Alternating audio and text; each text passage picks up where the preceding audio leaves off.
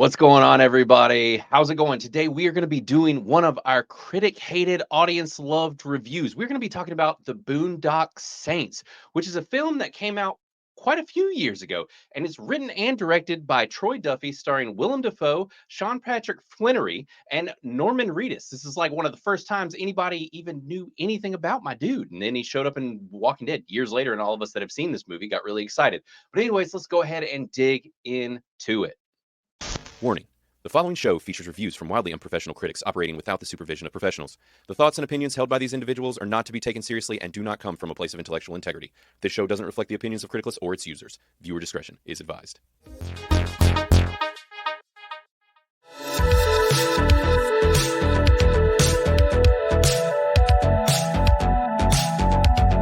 What's up? What's up? What is up, everybody? Hello, and welcome to another episode of Criticless Cast Unhinged. We are happy to be back, and we are coming in hot and heavy with two special guests, and we're going to be talking about an older film. Like I mentioned, the 1999 The Boondock Saints. And this thing, when we talk about critic hated, this is a critic hated.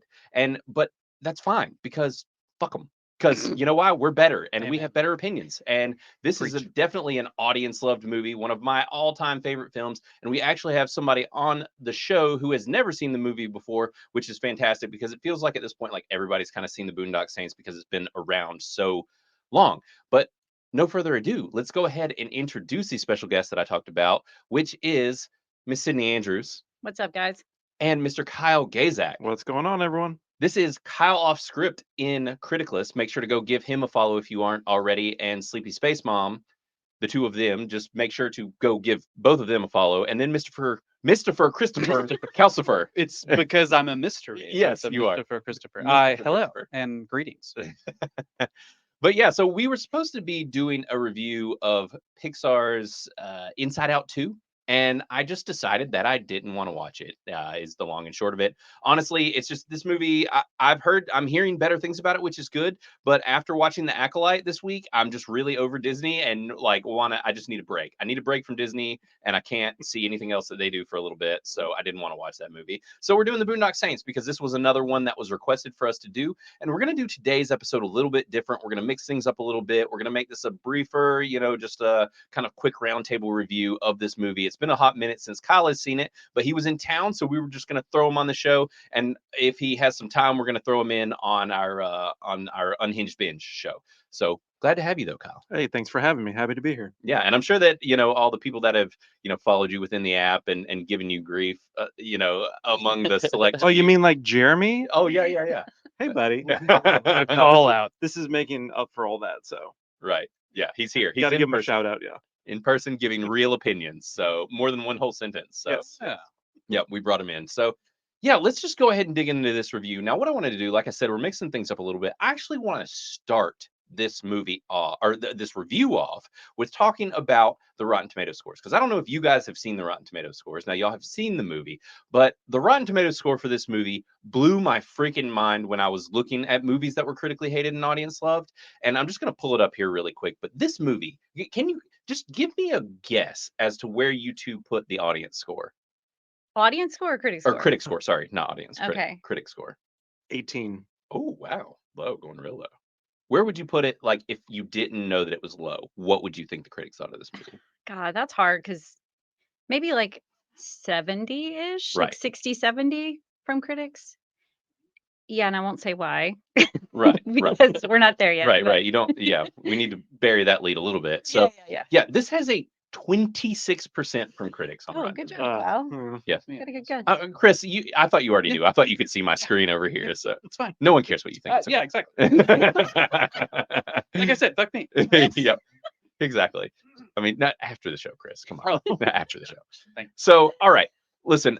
But also, I do want to bring up the audience score. So it is a 91% audience score by 250,000 people on Rotten Tomatoes. Now, granted, we don't like to talk about that site that much because they're the site that must not be named. Mm-hmm. But that's a pretty high number for this older movie of audience score, which is a 91. That's quite high. Mm-hmm. And I'm sure that it also incentivized people to review this after seeing the 26%. But the thing is that kind of this is one of those little wonky business here because there's only 31 critics Chris thought I was going to say Wompy Jowl, Jowl. which is I was hoping yeah, so. he was really hoping I was going Really, to say it. it's gonna catch on, man. Yeah. It's a family word, and it's gonna catch It's a family-friendly word. Yeah, Wompy and Jowl. family friendly. If anybody wants to know, if you haven't seen previous episodes, Chris thinks that Cattywampus is Womp Job, which no one in the world says that except for his family, apparently. So. Well, and also y'all are mispronunciating it. Pronunciating it. Yes, that's let me pronunciating. teach you the language good. It's done. Wappy child. So, but anyways, it's fine. Mhm. Continue. Okay, sorry, I had a mouthful of beverage. I'll give you. No. Okay. No. So yes, we're gonna go ahead and talk about this movie. Now you know the audience and critic score, and I do want to give you the critics' consensus. So the critics' consensus on this is that it is a juvenile, ugly movie that represents the worst tendencies of directors channeling Tarantino. If that is not a freaking awful insult to this movie. I literally got offended whenever you said juvenile. Juvenile, right? I mean, it's true for me, but not for this movie. No. Good Lord. What? Yeah.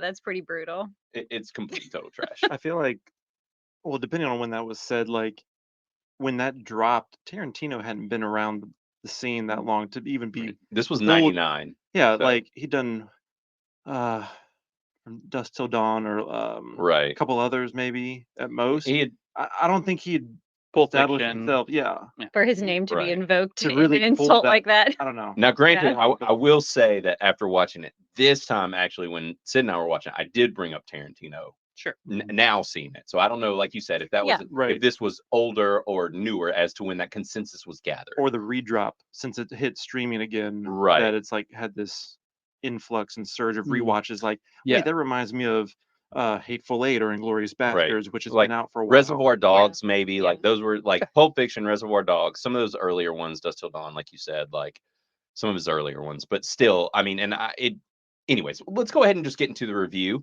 because I want to talk about this movie. Honestly, I really want to hear Sid's opinion as well because this was her first time seeing it. Yeah.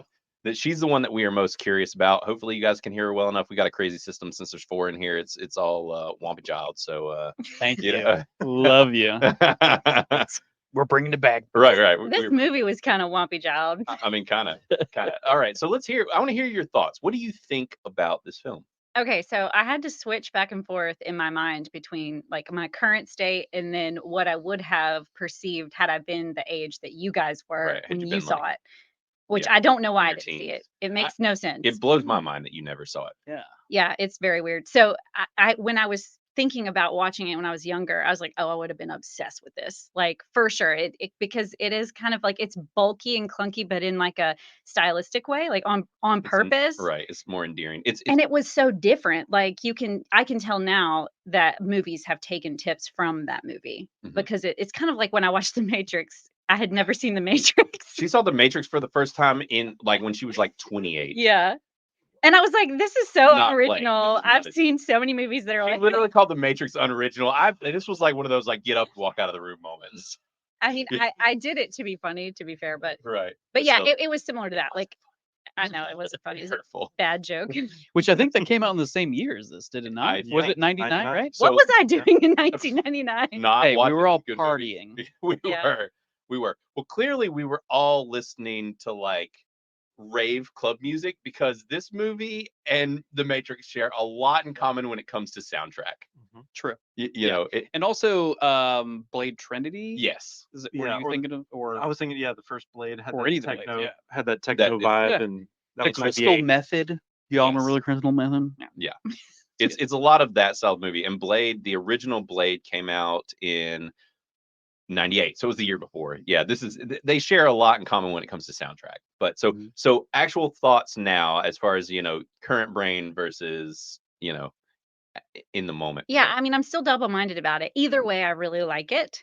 It's, I like it more if I'm thinking about watching it back when we were watching movies like The Salton Sea and there's like Layer Cake and just all of Mhm. those, the really fast-paced ones. This one wasn't so fast-paced that I got confused, which happens to me easily. I kept and- waiting to have to explain things, and there was never a wait, what? No, because I'm like accustomed now and I can hang in there. So it wasn't too fast. I didn't struggle that bad with the accents, which is also interesting for me. Mhm. I liked it a lot.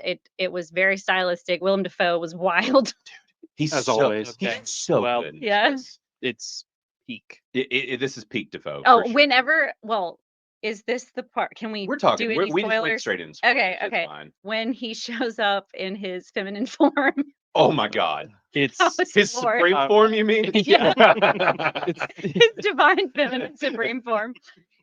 Yeah. Yeah, it was great. I was just absolutely shocked with that part. So when yeah, it's when a good he movie. Kyle, I don't know if you remember because I know it's been a little while since you've Yeah. seen it, and he cross dresses at a point because he Mhm. plays that he's the gay detective, and there's a shot that is just like I want to just snip it because it feels so gifable where he's in his get up and he goes to shoot someone, and when he shoots them in the face he goes Yeah. and like he has this wig that's like pulled half over his head and he looks absolutely insane, and it's just like one of the best moments in like cinema history. And he's having a ball when he was doing that. Like he was just eating up the scenery. Yeah. Absolutely. He's having the time of his life in this whole movie. Oh yeah. Like any, the time of his any life. character work, any deep character work. And I mean like where it's not just, oh, I'm playing an average Joe in this situation where you have Right. to change up things, whether it's physical or vocal or whatnot.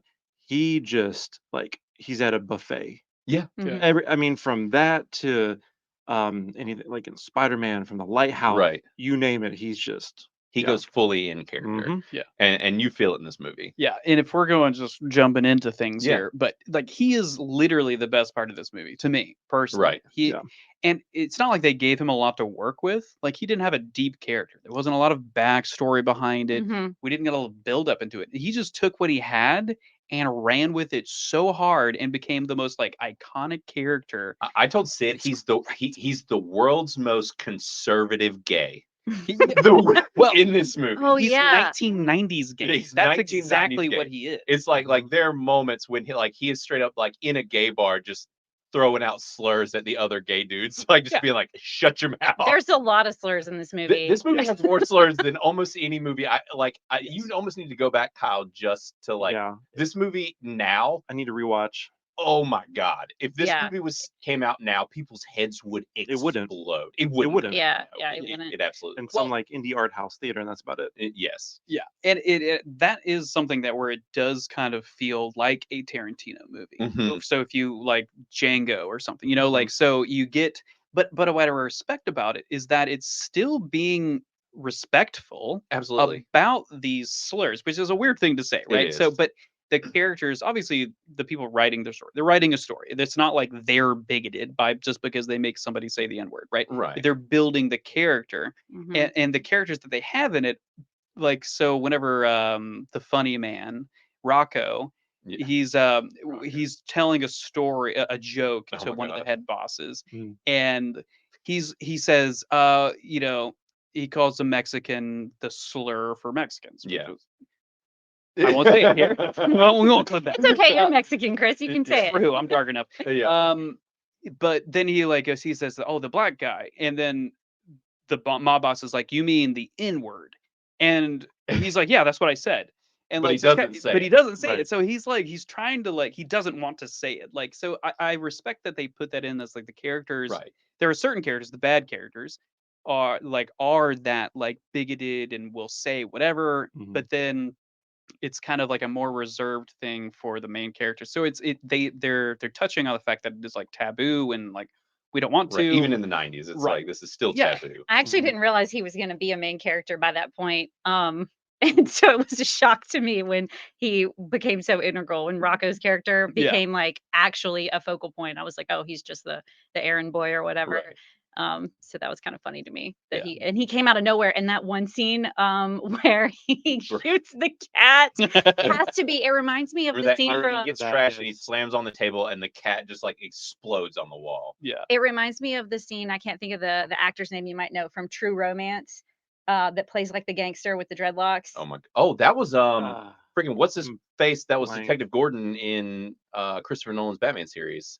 oh, Gary Oldman. It was Gary Oldman in Oh. character with like dreadlocks. Yeah. And Oh. he has a similar scene where he loses his shit, and it's like just absolutely epic. It's very similar. Have you seen True Romance? You should if you haven't. I feel like I have. Oh, man, you I'm have to. I I'm know I gonna do that right after Right. rewatching Boondocks. 'cause Right. It's been too long. True, Yeah. True Romance came out in '93, and honestly, I feel like this movie probably pulled from Romance as well. And the other thing is True Romance was also a Tarantino film, but he didn't direct it. He wrote it. So it feels like a Tarantino film, but it's not directed by Tarantino. And that's the other thing is like this movie, it is honestly, to me, watching it now, it could easily be a Tarantino film, but it's actually got, in my opinion, quicker, better pacing than a lot of Tarantino I agree. movies. Like this movie chugs along. Like there's no lag, there's no overt dialogue. Right. And honestly, the dialogue is very sharp. Yeah. Yes. Like Tarantino stuff is.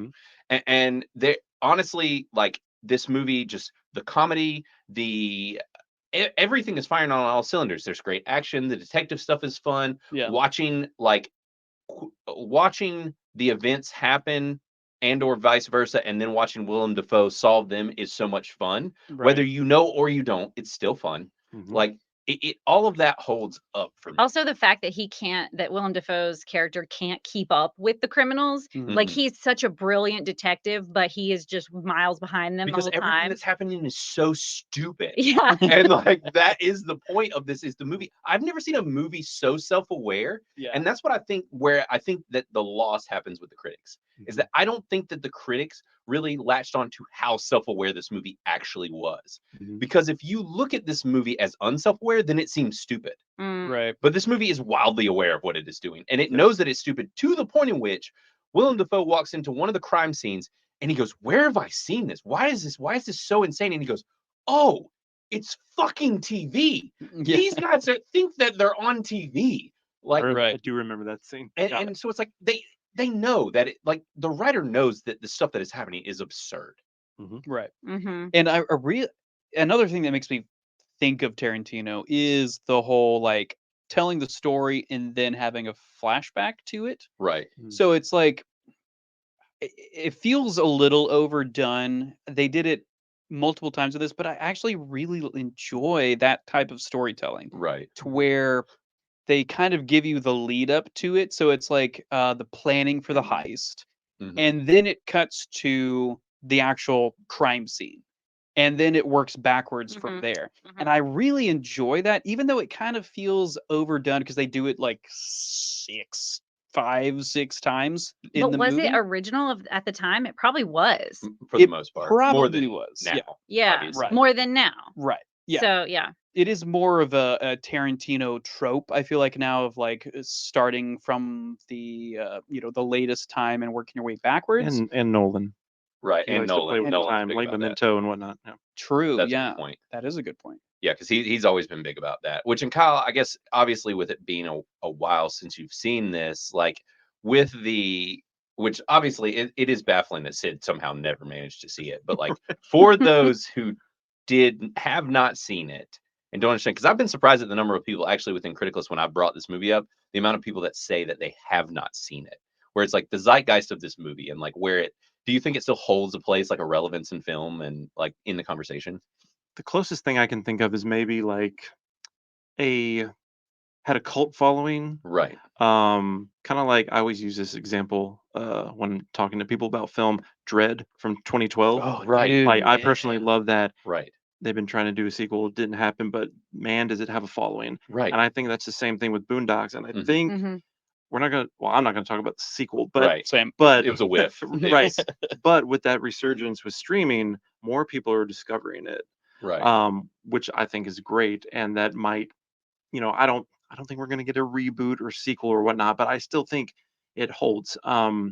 Even if 25 years later, a lot of things are cyclical. So Right. people are coming back to finding like gems from like Mhm. Broken Arrow, if you Right. like Travolta. Oh, dude.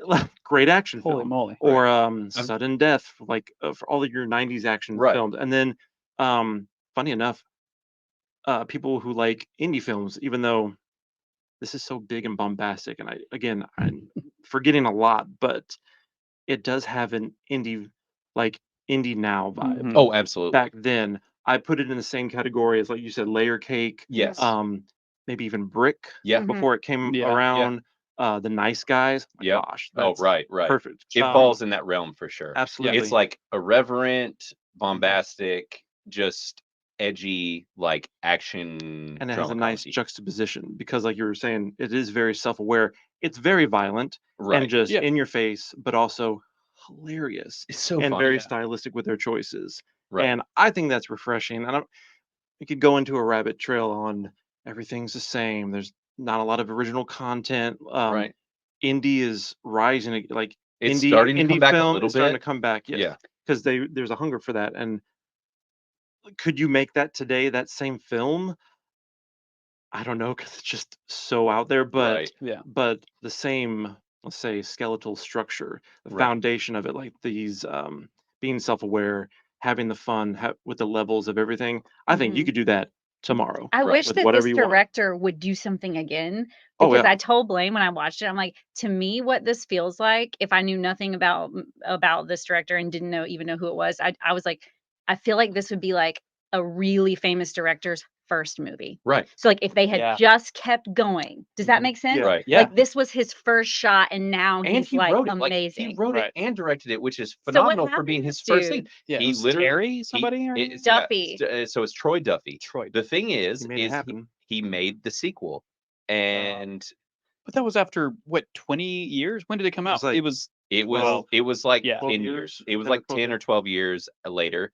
And actually they had talked about, I think that there was supposed to be a TV series as well. It looks like, from what I have seen, but I guess that I don't know if it just didn't happen or what the case is, but there is a actual poster for a series Mm. that I have found. But I mean, the second one just didn't go over well, and it's basically like his legacy has been these movies. And that was it. And honestly, I feel like she It's a said, we should shame. do more. It is a Yeah. shame because like this movie, especially for an intro to film and writing, like this is a hell of a debut. He's a Yes. great talent, and I think if he had been allowed to do more, and maybe there wasn't budget constraints or whatever for his projects, like we could have a really, really great, like Yeah. very, very, very famous director for sure. today.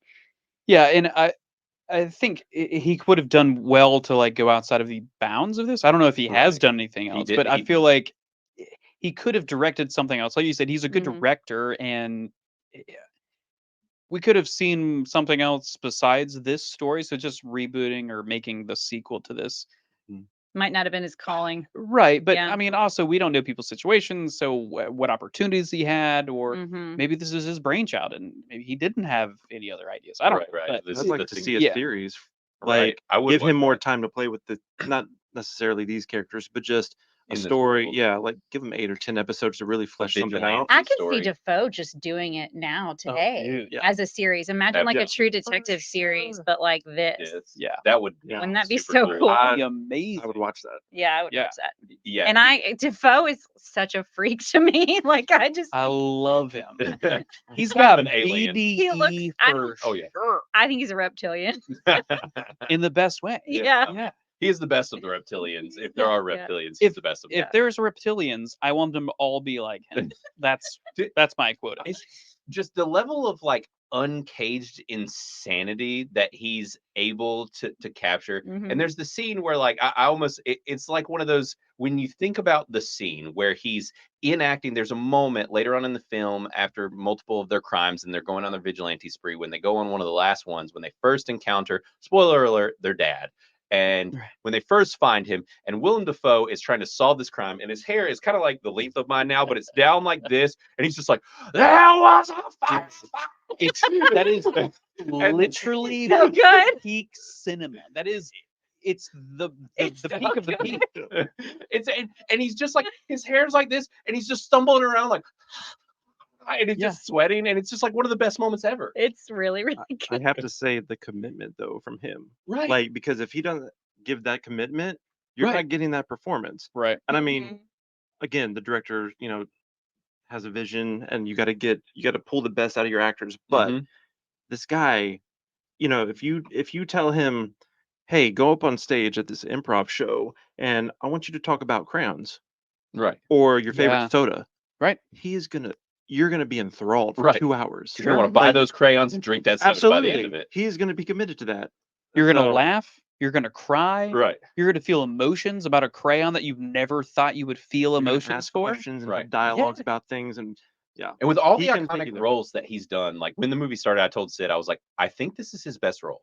Yeah. Like I Dude, literally do. honestly? Like I think that this is at the very least my favorite role of his. Yeah. Of playing this just super smart, like almost kind of network TV level detective of like super smart, but then it just goes off the rail. Like he's like the MacGyver of detectives, and Yeah. then it's like he kind of starts spiraling. He gets to the point where he goes to the gay bar, he gets drunk, he like goes and talks in a confessional booth, and he's just like drunk laying in there, and he's like asking the priest for a pass to let these guys murder people, and he's just like, yeah, that's what I thought. I thought they should kill people. Like it's just there's so many excellent moments, and I mean I know we're shining a lot of spotlight on him, but honestly, even for like a debut for Sean Patrick Flannery and Norman Reedus, like they're both good. Like Norman Reedus is not Irish; his Irish accent's solid. Like he does a good job in this. Yeah. Good chemistry between the two. Yeah, and there's some very like even though the scene is kind of wacky, like one of the early scenes where he pulls the toilet out of the ground. Oh yeah. He like you think that Norman Reedus is gonna like die in the first hour of this Oh movie, yeah. and Yeah. he's like ripping this toilet out of the ground. There's like blood pouring out of him, and like his hands are handcuffed and stuff. And you're just like, there's just so much emotion in this movie, whether it is comedy or whatever. Like they really get you to feel it. Yeah. And that's one of the things that I find is still so impressive, and that it still holds up this long. It's visceral. Yeah. Gritty. Yeah, it's the like brotherly connection. Like it's like we're not from like we're from a place. Some We're would from say, somewhere. you know, North Carolina, Harrisburg, Concord. We're all in this area, right? That's where we're from. But I feel like Boston has this a whole nother level of Like camaraderie and brotherhood. of like an expectation for Right. relationship, like In history. Right. and Well, and history as well. Yeah, it's really shines through, like you said, for that is where. I mean, I would probably do that for you, Blaine. Right. You know, Aw, and you, thanks. Kyle. like Maybe you said Right, we're not brothers. right. There's just a different bond there. Yeah, it's You know. yeah, but it's I do respect that they actually like portray that in a really good way of uh like how intense that relationship and bond can be, and like Right. even the brawl in the bar, like where everybody is like, fuck you Russians, like yeah, we're gonna shut down the bar because of you, but give us Right. the time that you gave us. um I don't know. It's just a really good portrayal of what that kind of relationship that Yeah. it gives. So I respect that. I do too. I think you just don't see things like that anymore. There's got to be always like this weird message or undercurrent and everything modern now. And for this, it's just like, no, like That's this, so true. this is just brothers. They freaking love each other. They would Yeah. do anything for each other. And this is their best friend, and they would do anything for him.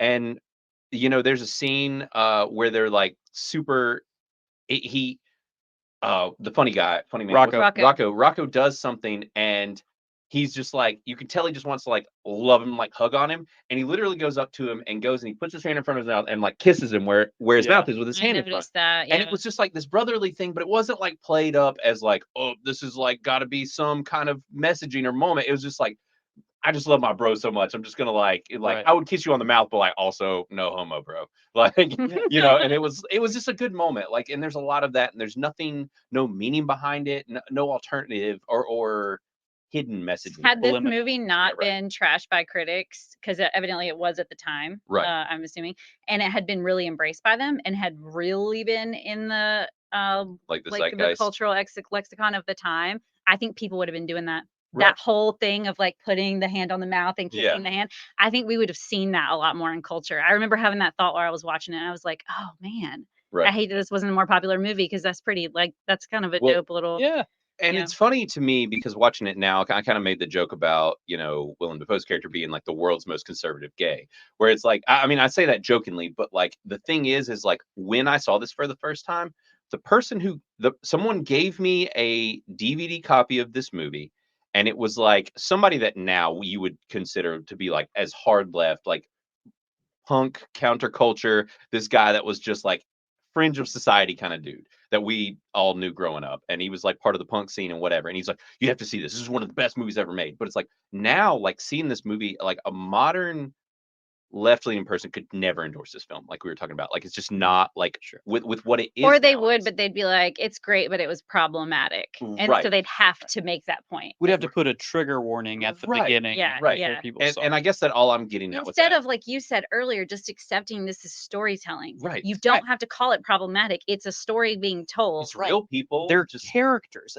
The writers and director are directing and writing people. Like, it's Right. characters. It's not that this is something that they endorse or enjoy or like, or Right. Well, and there's no political leaning to these people, even Right. for the 90s or now. Like, Right. you would never know. You couldn't be like, I'm going to pin these people in like a Right. corner, right? Like, and that's Mhm. just how film was back Yeah. then. Like, you know, Right. now granted, I guess you maybe could say, like, with the pro gun aspect, this movie is pretty pro weaponry, but like, you know, I don't know. It's just As are we. right. But it's just, yeah, this vigilante type of tale. Honestly, it's like this movie in a nutshell. What this movie is it's Tarantino does the Punisher. Like, that's this movie. That's fair. Interesting. And but they're brothers. Yeah. I don't know. Yeah, I'm just glad that Sid, that you enjoyed it for it being your first viewing. And Kyle, you Yeah. definitely need to watch it again. Yeah. I'm excited to rewatch it now because I don't bringing remember back all. memories? Yeah. I'm Yeah. remembering certain scenes, and yeah, And add True Romance to your list. yes. Yeah. Rocco has some of the funniest moments I've seen in anything in a while. Yeah. Like Mhm. the boob scene is like I won't spoil it for you then, Yeah. Kyle. You can, Yeah. but it was like right when it came and you see it, and it's just like there's like a boob that's like in the screen, like almost the like bare boob in the whole screen. And I remembered, I was just like, oh my God. Yeah. Like there's just And that's the kind of vibe that this has, though. It's the recognition and like almost apologetic. So let me reverse that. It's the recognition and apologetic for just the condition of humanity. It's Right. like yes, there's people who are racist, bigoted, and yeah, right. they say the F word and not fuck. Yeah. Or but then and there's the guy who like grabs a boob and Right. but then instantly regrets it. So it's like it's people recognizing that there's impulses And and there's just humanity. ingrained things in people that are bad, Right. but we're not going to hate people or disown them because of that. We're still going to love them. Right. And that's what makes me think of like the interaction whenever after the cat dies and Rocco Right. is going to confront or he's going to his boss after he goes to this where he had a job where he was supposed to go and kill this like the head Don of the mafia, but he only had a 6-shooter and there were 9 people in the room. So they were saying that like, oh, well, your boss set you up. They knew how many people were going to be there. Right. You were going to die.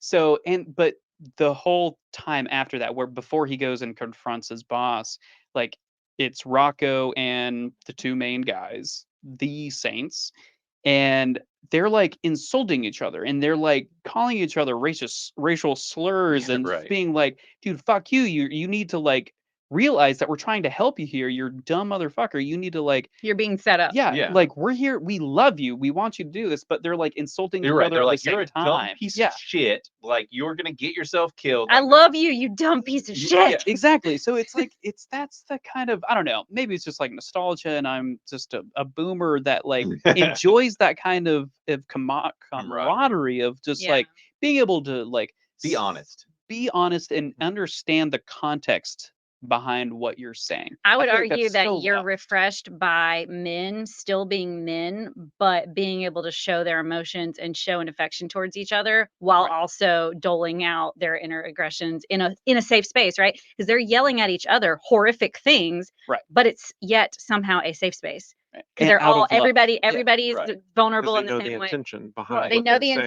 intention. Yeah, it's like a safe zone of just really Right. Well, I mean, it's like horrific insults. the 3 of us guys, like, we've known each other for more of our lives than we haven't. We all give each other shit and Right. talk trash, but we all know at the end of the day it's because we love each other, not Right. because we freaking hate each other. Right. Like, And like, if we get out of line, if we need to be brought in check or something, mhm. we can dish that out and like hold each other accountable. Right. But like, if I call you something, you know that Say my it. intent.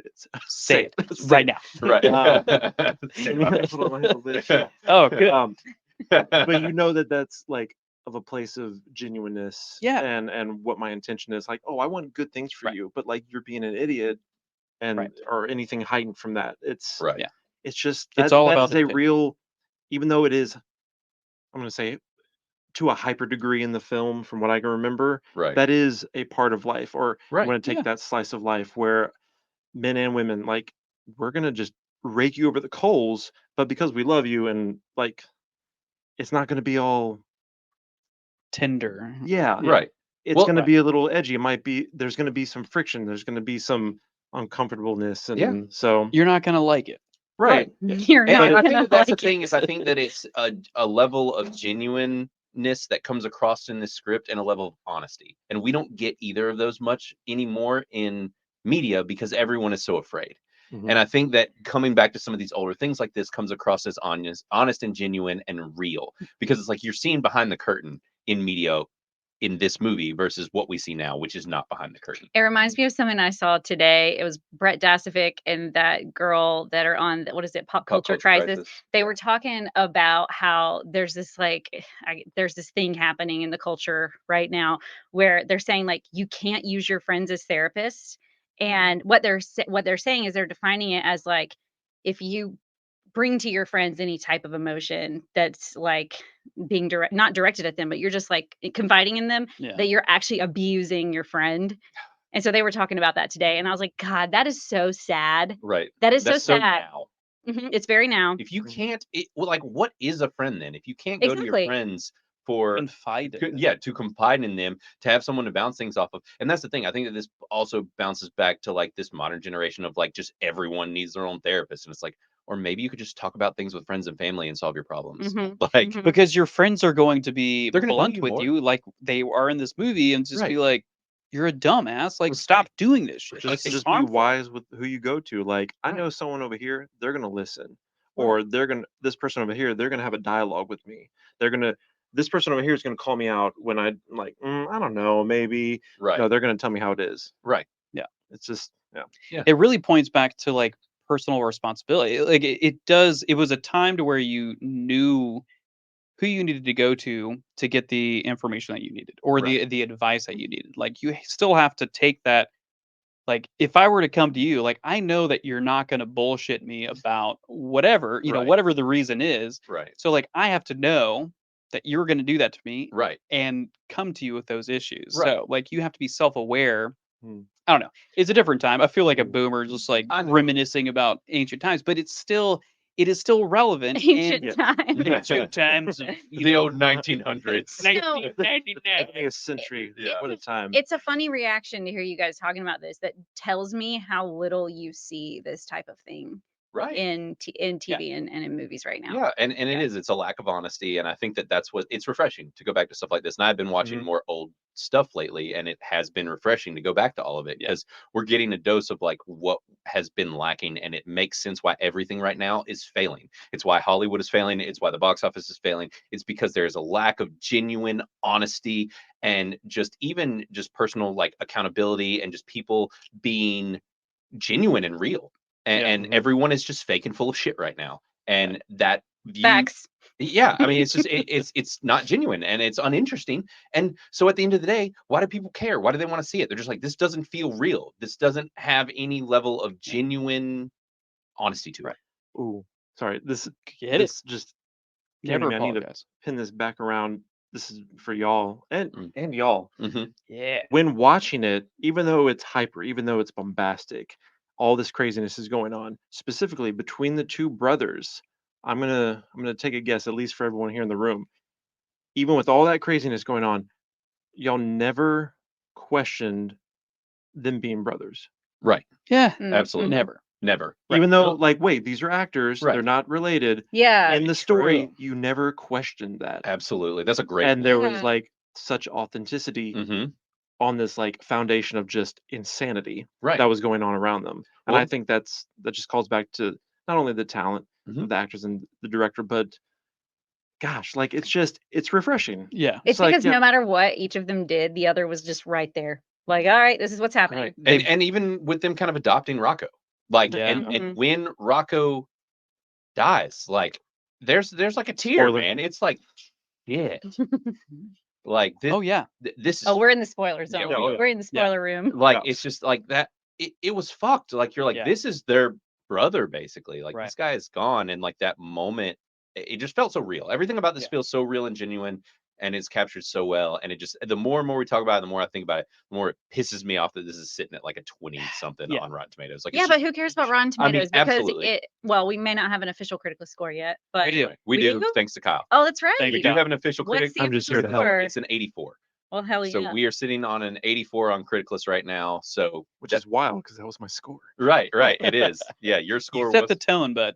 and I so I left guess I left like 2 paragraphs. right, too. you gave it an 84, and I guess maybe What? no, No, I right, didn't. no, he did not. I did Yeah, right. every now and then. Yeah. So I guess going around the table, I guess Kyle, you did give it an 84, and I guess maybe that could be subject to change if you see it or not, or Mhm. maybe it'll stay in the same area. It might Yeah. change by a point or two or something. Yeah. With the rest of you guys, where do you sit with points for this? I'm thinking like 82. Okay. I'm going to say 93. Agreed. I'm Yeah. up there too. I'm like a 90. Honestly, as far as complaints with this movie, my only real genuine, like, this is a problem with it is the music. Like, it's so dated. Like, I told Sid when it ended, I'm like, I bet if this movie, if you could take a cut of this film that was just raw with no audio or no music inserted into it, no score, and gave it something modern, like, it would feel flawless, like merger flawlessly outside of like the film quality, you know. Yeah. Challenge for anyone out there that wants to try that. Right, seriously, I Ooh. would Any love to, editing wizard. absolutely, I would love to see this movie with a new set of music, because that's my only complaint. I'd give it, I give Boondock Saints like a 95. I think this is one of my favorite films of all time. Yeah, same. But I feel like, okay, so talking about flaws, my only flaw with this is literally the ending whenever they're revealing themselves to the populace Mhm. in the Oh, in the courtroom. courtroom. Yeah. I feel like it's just, it pushes the story or the plot idea behind it a little too far. Like, I feel like they should still be Oh, not accepted by the police. Like, okay, fine. Like one FBI agent, cool. Totally Right. understand that. Instead of the But whole having the police department behind which it, was kind of cool, but like, I don't know. It just took away from it, right, of like the being the edgy bad boys and like right. still Which, on it was clear that they leaned into that because they kind of built up to that moment being when they first showed up as the Saints. The entire police force was like, "Oh man, everybody thinks these guys are super cool. They Right. killed some mob dudes," and like they're all like hero worshiping these dudes. Mhm. But Yeah. then they don't know that it's them throughout the whole movie, and then Right. at the end you find out that they're on board. But right before you find out the police are on board and everything that's going to happen, you literally sit and watch multiple news reporters sit and talk, and they're like, this Don, this head of the mob, is going to walk. Like, Right. period. Everyone knows he's Yeah. going to walk. He's getting off. So I think, even though I do 100% get where you're coming from, he also did do a good enough job of building it up to like soften that blow of unbelievability by saying, like, look, like the cops, the reporters, everybody Yeah. knew this piece of shit was going to walk. That's why they let him kill him. Right. Yeah. And like, Yeah. so it kind of softens that blow. Yeah. Mhm. So, and I think that comes along with it about the intelligence of this script and of this film is like, it is extremely self-aware. And it felt like as you go through it, any type of critique he knew you were going to have. And he kind of like leans into it and is like, okay, they're going to drop from the ceiling from ropes, but also like they're going to make fun of the ropes the whole lead up until they drop to the ceiling, from the ceiling with ropes. And then even afterwards, Willem Dafoe is going to also make fun of them for dropping from the ceiling with ropes. Yeah. Like, so he kind of softens that blow on every time that something like this would happen, which I felt is quite an intelligent way to write this movie. Yeah. So I enjoyed it. Well, Yeah. love it. agreed. That's It's a really good solid. one. I'm glad I watched it. Cool. So for all the rest of you that have not seen this movie yet, obviously we all pretty highly recommend it. This is a classic. If you missed it or weren't alive or whatever the case may be when this came out, Shame on you. you're right. Seriously. How dare you not be born? Right. I honestly, I hope that this gets like some level of a resurgence and pops back off and people Yeah. find out about it. And it's funny because whenever we end up, like when reviews pop up for something, like they just start more and more start coming through Critic List. It is wild how we can kind of drive this little like train of people to being like, oh yeah, I'll review this. I saw that. I want to, Yeah. So it's kind of how the Critic List community works. And I think the more and more we grow, we will see more of this. And it's kind of a fun thing of, I think, even though so many people are complaining about modern film and modern cinema, and a lot of it does suck, like there is so many old things out there that are still so great. And Yeah. that's what makes Critic List still relevant, is that like regardless of if they're is quality new things coming out. We can critique those and say what's wrong with them, but we can also talk about the old things that many people have not seen. I'm really glad that that's happened in Criticlist because I know that that was like a secret dream of yours was that this exact thing would happen, and it does happen.